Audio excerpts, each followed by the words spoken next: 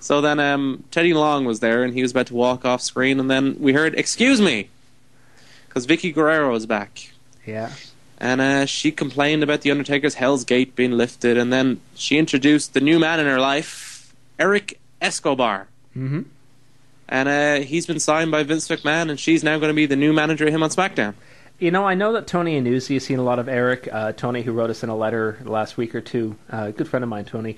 I know he's been keeping an eye on Florida Championship Wrestling, so I'd like to, maybe I'll ask him this week to get a little bit of feedback on Eric Escobar.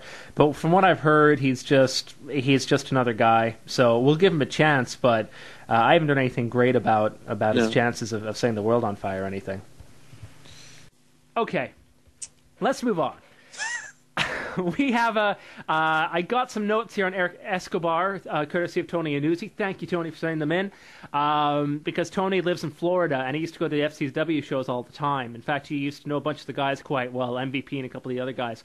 So Tony sent in a couple of notes here. He said, when FCW started running regular local bar shows in Tampa, Eric Escobar used to tag with Eddie Colon, who's Carlito's brother. He was switched to being called Primo Colon on Raw now.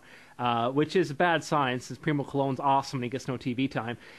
Since I've been following the local TV program, to me, Eric seemed like an average guy in the ring. Your assumption/assessment last week was pretty much on the money. Not great, but not terrible.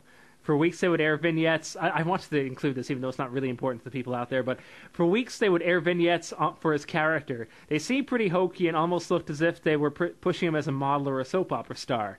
They would show him flashing his bright white smile as romantic music played.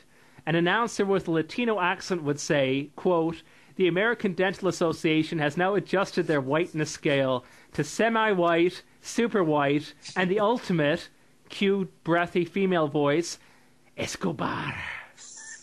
This sounds fantastic. I demand video. Someone has to put this on YouTube and send us an email. Please, please, please do this, because that just sounds fantastic. So thank you for that.